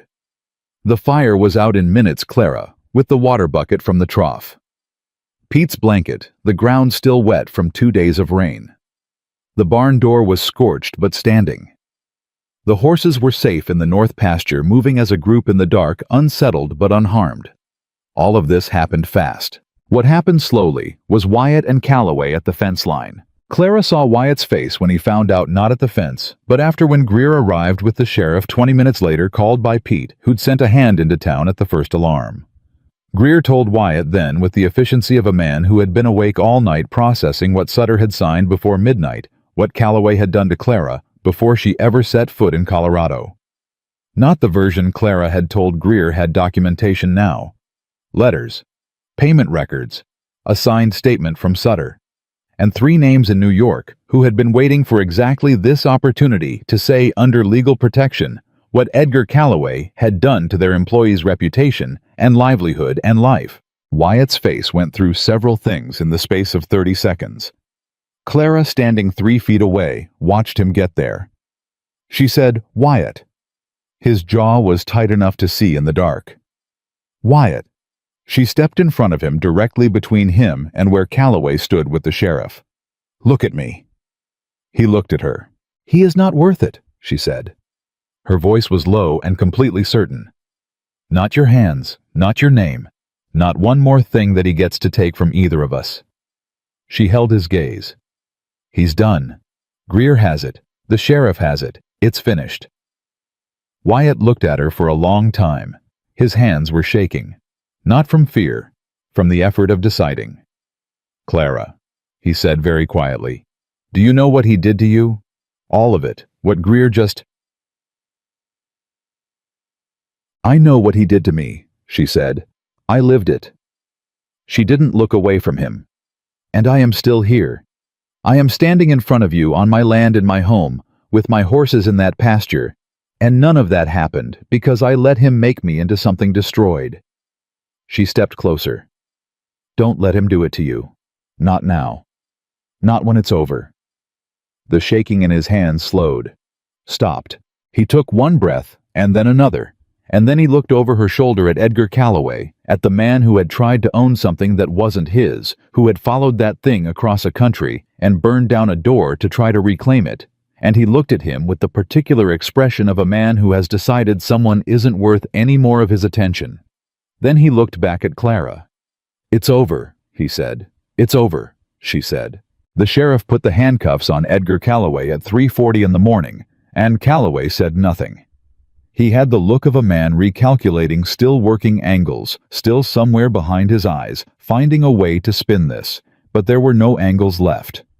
Sutter's testimony, combined with 3 New York witnesses, and the evidence of what had happened tonight on Wyatt's land, was the kind of wall that money could only soften, not knock down. Tom Greer, who had been up for 19 hours and had the appearance of a man who was powered entirely by the satisfaction of a thing correctly done, shook Wyatt's hand and said, We'll want you and Clara in my office Monday morning. But Wyatt, it's solid. It's very solid. Wyatt nodded. After Greer left, after the sheriff's wagon rolled away with Calloway and 2 of his men, after Pete Hadley had walked the perimeter twice and checked every latch and bolt with the thoroughness of a man who was going to be very certain before he slept again. After all of it, Wyatt and Clara stood in the yard in the dark and the quiet of 2 in the morning. The fire smell had mostly gone. The horses would need to be brought in from the north pasture in a few hours. The barn door would need work in the morning. None of that mattered right now. Wyatt looked at his wife. She was in her nightclothes with her hair loose and her feet in her work boots, which she'd put on in the dark without laces, and she had soot on her left hand from the fire and something in her face that he had never seen before. Not the careful composure, not the managed steadiness, not the armor, but something underneath all of that, something open and exhausted and completely entirely real. He said, That thing I said I'd tell you later. She looked at him. I think I should tell you now, he said. Clara waited. Wyatt, who was not a man who spoke easily about what he felt, who communicated mostly in steadiness and presence, and the language of people who have learned that actions mean more than words, stood in the dark with the smoke smell still in the air, and the horses moving in the north pasture, and said plainly without ceremony, I am grateful every single day that you stepped off that stage. Clara looked at him for a long time. The night was very still around them. Wyatt, she said, and her voice was not steady, not this time, not even a little. I think I need to tell you something too. I think I need to tell you something too. She said it the way she said everything that mattered quietly, directly, without preamble, and then she stopped, because the words that came next were ones she had not said to another person in so long that she'd half convinced herself she'd forgotten how. Wyatt waited. He was very good at waiting. When I wrote that first letter, Clara said, I told you I wasn't looking for rescue. I meant it. I wasn't. I was looking for ground that was fair, and work that was honest, and a life that belonged to me. She looked at him. I didn't expect you. Me specifically, he said. You specifically. She held his gaze in the dark. I didn't expect someone who noticed how much I ate and put preserves on the table without making it mean anything. I didn't expect someone who stood at a gate while I walked toward a horse that had broken 3 men's arms and trusted me to know what I was doing. Her voice was steady, but just barely. I didn't expect someone who told me this was my home, and meant it down to the bone. "Clara, let me finish," she said. "I've been carrying this for a while and I'd like to put it down." She took one breath. "I love you, Wyatt. I don't know exactly when it happened. I know it was before the auction, and I suspect it was before the stallion, and it might have been as early as the night you put those preserves on the table and told Pete Hadley they were tomorrow's breakfast." She paused. "I wanted you to know that. Not because of what just happened tonight, or because I'm frightened, or because I need you to say it back. Just because it's true, and you deserve to hear true things." The yard was very still. Wyatt looked at his wife, at this woman who had stepped off a stagecoach like someone calculating exits, who had carried a locked package for 12 years, who had just run barefoot through a burning barn to save 8 horses, and then stood between him and the worst decision he'd have ever made. And he said in the quiet way that meant he'd been thinking it long enough that saying it was just finishing a sentence. "I've known since the Black Stallion," he said, "watching you stand there with both hands out and not 1 ounce of fear on your face." He paused. "I've known since then. I just didn't have the right to say it yet." "You have the right now," she said. "I know," he said. "I love you, Clara. Every single part of what you are." She looked at him for a long moment. Then she said, "Good." And the word came out with something in it that was half laugh and half relief, and entirely her real and unmanaged, and nothing like the careful woman who had apologized for using the last of the soap.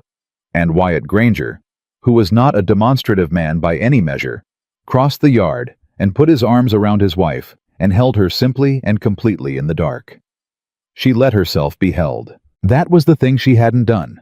In all the surviving, all the managing, all the careful construction of a self that could withstand whatever came next, she had not let herself be held. Not in years.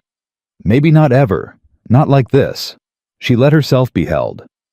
And the ranch was quiet around them, and the horses moved somewhere in the north pasture, and the smoke smell faded into pine and cold mountain air, and everything that needed to be said had been said. Judge Edgar Calloway went to trial in Denver 4 months later. Tom Greer handled it with the specific satisfaction of a lawyer who had been building a case in his head since the moment a woman he'd respected on sight sat across his desk and told him a story that made his blood run cold. He brought Sutter's testimony.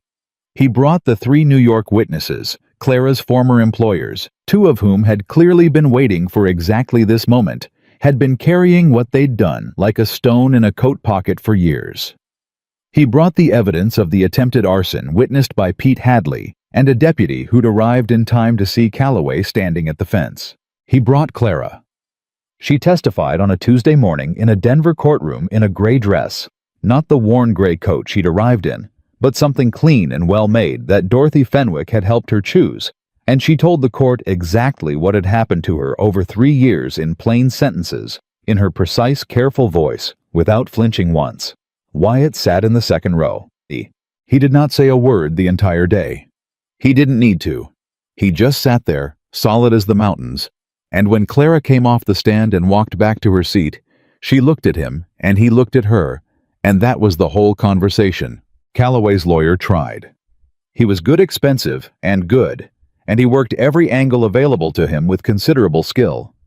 He questioned Clara's credibility, her history, her mental stability.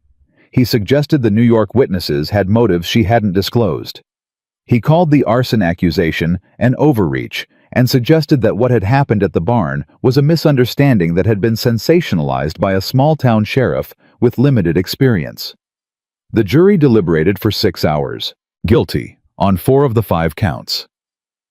Calloway stood when the verdict was read, and his face went through something just for a moment, just a flash that was almost recognizable as the face of a man who had genuinely believed he would not lose, that he had never lost, that losing was something that happened to other people. Clara watched it happen. She felt nothing she would have expected to feel. Not triumph, not release, not even the quiet satisfaction of justice correctly delivered. What she felt was simpler and stranger. She felt finished. The way a sentence feels when you put the period on it and move on to the next one. She leaned toward Wyatt and said very quietly, "Can we go home?" He was already on his feet. Hug. Silver Creek decided its opinion of Clara Granger in the weeks after the trial, and it decided it the way small towns decide most things, not in one clean moment, but in accumulated gestures, small and large and unstoppable once they'd started. Dorothy Fenwick organized a collection. Not money. Clara had been very clear that she didn't want money, but materials. Lumber, nails, fencing, wire, glass for windows. Because she had told Dorothy in passing about something she'd been thinking about. A larger space. More stalls. Room enough for the kind of work she was starting to imagine. Webb donated a section of fencing and 3 days of his ranch hand's labor. Pastor Hollis led a work party every Saturday for 6 weeks. Pete Hadley, who had never in 11 years of working for Wyatt Granger shown any particular opinion about anything, told the feed store owner that in his view, Mrs. Granger was the finest person he had encountered in 30 years of ranch work, and he dared anyone to say different. Nobody said different. What grew from all of it was not quite what any single person had planned, because it was built from too many different people's generosity to belong entirely to any one plan. But by the following spring, the Granger Ranch had a proper training facility, real stalls, proper fencing, a covered working area for bad weather, and Clara was running sessions 6 days a week with a waiting list that stretched to the following year. She hired 2 helpers. Young men, both of them, brought to her attention by Mabel Hutchins in her capacity as what Mabel Hutchins had always been, the woman in Silver Creek who knew where everyone was and what they needed before they knew it themselves. One of them was 17, orphaned by a mining accident the previous winter, who had been living at the edge of town doing odd jobs and sleeping badly. The other was 20, newly arrived from Kansas, who had grown up in a difficult home and had a way with animals that reminded Clara sharply and precisely of herself at that age. She didn't make speeches to them about what they'd find here. She just put them to work and paid them fairly and let the work teach them what the work teaches. That patience is a skill, that trust is built slowly and lost fast, that a frightened thing needs time and space and consistency, and nothing that resembles force. They were both extraordinary within a year. She told Wyatt one evening sitting on the porch in the October cool, "I think James is going to be better at this than I am." Wyatt, who had been watching the boy work all month with the same quiet attention he gave. Everything said, "I think you're right." "That doesn't bother you," she said. "To hear me say that." "Why would it bother me?" She considered. "Some people don't like being surpassed." He looked at her. "I'm not some people." "No," she said. "You're not." The letter came from New York the following spring, and it came from a woman named Mary Gaines, or Mary Gaines, as she'd been, because she was someone else. Now, a different last name, a life in Wyoming, she described in the same short factual way Clara had once written letters eastward. She'd heard about the trial. Word had moved through channels that connected women who'd left difficult places for better ones, and Mary Gaines had sat down and written 3 pages in the same voice Clara remembered, plain and careful, and entirely without self-pity. At the end she wrote, "I'm glad you found ground. I heard about what you built out there. I think our mothers would have found each other if the world had let them. I think we were supposed to." Clara read the letter twice, and then she went to the barn, and she put both hands on the black stallion, who was not the wild, broken thing he'd been when he arrived, who was something different now. Something that still had depth and fire, but had learned to carry it without terror. And she stood with him for a long time, without saying anything at all. Wyatt found her there an hour later. "Letter," he said. "Mary Gaines," she said. "She's well." "Good." He came to stand beside her. He put his hand on the horse's neck the way he'd learned to do without being shown gently with respect for the animal's history. "Clara, I've been thinking about something." "Tell me." "The boys who come here," he said. "The ones Mabel sends. The ones from the mining accidents. The ones from bad situations." He paused. "We've got the space. We've got more than we use." He looked at her. "What if it was more formal than it is now?" She turned her head and looked at him. "What do you mean more formal?" "I mean a proper place," he said. "Not just horses, people too. Boys who need somewhere to work and learn and—" He stopped, slightly uncharacteristically uncertain. "I don't know exactly what I mean. I know it when I see it, I just can't—" "A sanctuary," Clara said. He looked at her. "My mother used to say that the best homes aren't the ones built for beauty," she said. "They're the ones built for refuge." She held his gaze. "Something comes in broken and leaves healed. That's what this place already is." She paused. "You want to make it what it already is on purpose." Wyatt was quiet for a moment. "Yes," he said. "That's exactly it." She looked at the stallion. She thought about Mary Gaines's letter. She thought about James, the 17-year-old orphan, who had started sleeping better since he'd started working, who had said to her last week with the kind of honesty that only comes from people who have nothing left to protect. "Mrs. Granger, I never knew a place could feel like this." "All right," she said. He looked at her. "All right. Let's build it properly," she said. "Let's do it on purpose." The thing about a life Clara would come to understand is that it doesn't announce itself. It doesn't arrive with a trumpet and a clear sense of its own significance. It builds the way good things build, incrementally, quietly, through the accumulation of small true choices, made one at a time, each one too ordinary to feel important in the moment, and only visible as significant when you turn around and look at what they've made together. She did not notice in any particular week or month that she had become someone different from the woman who stepped off that stagecoach in her worn gray coat. It happened too slowly to observe. But there was a morning she was 34, 7 years into a life she had not expected to have, when she woke before the sun and lay still for a moment, listening to Wyatt's steady breathing beside her, and the horses moving below, and the first birds somewhere in the pine ridge, and she did not automatically catalog the exits, did not calculate the distance to the door, did not do any of the things she had done every single morning for 12 years before this. She just lay there, breathing. She cried a little quietly in the dark, and when Wyatt stirred and said without quite waking, "You all right?" she said, "Yes," and meant it down to the floor of herself. The ranch changed shape over the years, the way living things do not all at once, but in responses to what it needed to become. Tom Greer helped them formalize it 2 years after Calloway's trial. Legal standing, proper documentation, a structure that protected what they'd built from the kind of interference they'd already survived once. Webb sat on the board they formed along with Hollis and Dorothy Fenwick and Mabel Hutchins, who was 83 by then, and attended every meeting with the alertness of a woman who had decided she would be present until she was not, and not a moment before. Boys came from the mining accidents. Boys came from difficult homes that Mabel's network of sharp-eyed women had identified across 3 counties. A woman came once, just once at first, brought by Dorothy Fenwick in the early morning without explanation, with nothing but a carpet bag and a careful expression that Clara recognized immediately. She stayed for 6 weeks. Then she went home, and 2 months later she came back with her daughter, and they both stayed for good. The horses came always. Damaged animals from places that had not been kind to them, arriving frightened and leaving changed. Clara never stopped being the one who heard them that particular inheritance from her mother. From her mother's mother.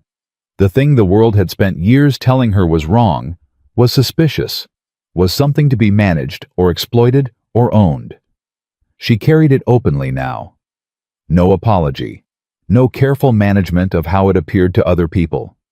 She simply was what she was, and what she was had built something that mattered. James became her partner in the work. Not her employee, her partner with all the weight that word carries. He had her gift, or something adjacent to it, something that was his own particular shape of the same truth. They worked alongside each other with the ease of people who speak the same language and have stopped needing to say so.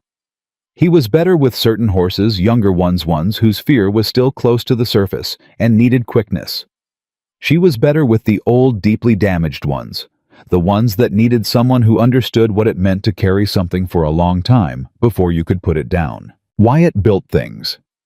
He was always building something, a new fence section, a stronger barn wall, a better drainage system for the winter runoff. He had a gift for the physical logic of a place, understanding what it needed structurally. The way Clara understood what animals needed emotionally, and the two of them together. The woman who heard what was inside things, and the man who built what held them, made a ranch that was by any practical measure something extraordinary. They had children. Two, a boy first, then a girl 4 years apart. Both of them born in the ranch house, and raised in the specific freedom of children who grow up in a place that takes all kinds seriously. Their son Daniel had his father's stillness and his mother's gift with animals, and a laugh that arrived without warning and filled whatever room it was in completely. Their daughter Ruth was small and fierce, and opinionated in the particular way of people who have observed the world very carefully from a young age, and have formed their own conclusions about it, and those conclusions are not negotiable. Clara taught them both, not just horses.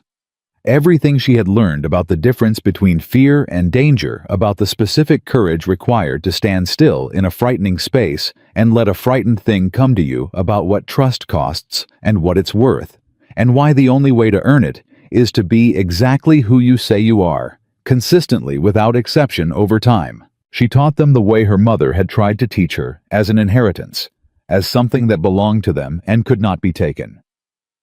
The winter that Daniel turned 12, he came to his mother in the barn one afternoon, with a particular expression on his face, the look of a child who has encountered something he doesn't have words for yet and is waiting for someone to give them to him. "Mama," he said, "that new horse, the gray one, she's not mean." "No," Clara said, "she's not. She's scared." "Yes." He looked at the horse and then back at his mother. "How do you know the difference between mean and scared?" Clara looked at her son, at Wyatt's eyes in her face, at the set of her own jaw in his. At 12 years old, and already watching the world the way people watch it when they intend to understand it. "Mean wants to hurt you," she said. "Scared just doesn't want to be hurt anymore." She paused. "Most things that look mean are scared. Not all of them, but most." Daniel considered this seriously, the way he considered everything. "What do you do with the ones that are scared?" he said. "You give them time," she said. "And space. And you don't flinch. And you let them decide when they're ready." She looked at him. "And you don't take it personally if they're not ready yet. It's not about you." He nodded slowly. Then he went to the fence of the gray mare's pen and stood there, hands at his sides, patient as a Sunday morning. Clara watched him for a long moment. Then she went to find Wyatt. She found him at the north fence. Always the north fence. That fence required more maintenance than made any rational sense, and Wyatt remained committed to it with the loyalty of a man who has decided some fights are worth having on principle. She came and stood beside him, and he looked up and saw her face. "What?" he said. "Daniel's working the gray?" she said. Wyatt looked toward the barn, his hands stilled on the fence wire. "He's standing there like you do," Clara said. "Just waiting, hands loose, not pushing." Wyatt said nothing for a moment. "He's 12, he said. "I know." "He's going to be—" He stopped. "I know," she said again. They stood there together, and the wind came off the mountain, the way it always did in the afternoons, and somewhere in the barn, their son was standing at a fence, with his hands at his sides, inheriting something without knowing. That's what was happening, and the ranch spread out around them in all directions, the pastures and the buildings and the people moving through them, James, with a young horse in the far pen, two of the current boys carrying water from the pump. Ruth's voice somewhere in the house, asking her father a question he wasn't there to answer. "Wyatt," Clara said. Are you happy?" He looked at her. It was not a question she'd asked him before, not directly. Not like that, plain and open, the way she asked things, now that she'd learned asking directly cost less than the weight of not asking. He looked at her for a long time. At his wife of 12 years, who had stepped off a stagecoach with nothing but a locked package and a worn gray coat, and a gift the world had spent years trying to take from her. who had stood her ground in every form that required standing against fear, against cruelty, against the particular corrosion of years spent being told you are less than you are. Who had built something here from broken ground and difficult beginnings that was more real and more lasting than anything he had dreamed of when he was a lonely man staring at a telegram on a kitchen table. "Yes," he said, without hesitation, without qualification. She nodded as if he'd confirmed something she'd known and wanted to hear anyway. "Good," she said, and she leaned into his shoulder the way she'd learned to lean with her full weight without apology, without calculating in advance whether the ground would hold. It held. It always held. Years later, many years enough that the ranch had become the kind of place people in 3 counties told stories about enough that children had grown, and the first grandchildren had arrived, and Mabel Hutchins had finally at 91 decided she was done attending meetings. An elderly Wyatt Granger sat on the porch in the late afternoon light, with his wife beside him, their hands interlocked, the way they'd been interlocking for decades, easy and certain, and completely without effort. He watched their granddaughter run across the yard below Daniel's oldest 5 years old, and already fearless in the specific way of children raised on this land, and he thought about a telegram on a kitchen table. About a choice made without quite knowing what it was choosing. About a woman who had arrived like a warning and turned out to be the answer to a question he hadn't known how to ask. He turned his head and looked at Clara. She was watching their granddaughter, and there was something in her face that was so complete, so entirely without the old armor that it still moved him after all these years, the fact of her peace, the fact that she had built her way to it and claimed it and kept it. "Clara," he said. She turned. "You thought your gift was calming horses," he said. "That thing you inherited, the listening." She looked at him with the patience of a woman who has learned that when Wyatt takes this long to say something, it is worth hearing. "Your real gift," he said quietly, "was teaching broken things they could feel safe again." He held her gaze. "Every person on this land, every animal that came here frightened, every child Mabel sent us that didn't know where else to go." He paused. "You did that. You built that." He tightened his hand around hers. "That's what you made with your life, Clara. That's what you are." She looked at him. Her eyes were bright the way they got when something hit the center of her. "We," she said. "That's what we made." He nodded. "We." She turned back to watch their granddaughter, and Wyatt watched Clara, and the light moved across the Colorado mountains, the way it had moved across them every evening for 30 years of sunsets they had sat here and witnessed together. The frightened mail-order bride who had once arrived clutching a locked package she hadn't yet earned the safety to open, had opened it finally on a ranch at the edge of the mountains. Not just her mother's journal, but everything it had promised. Every generation of women who had carried a quiet gift in a world too small to hold it. Every inheritance of patience and compassion and the fierce, unshakable belief that broken things were worth the time it took to heal them. She had opened all of it. And what grew from it, the ranch, the family, the generations of people and animals who had found their way through that gate and left less frightened than they'd arrived, did not belong to one woman's gift, or one man's steadiness, or any single choice made in any single year. It belonged to what they had chosen every day together. That was the whole of it. That was enough. That was in every sense of the word that mattered everything.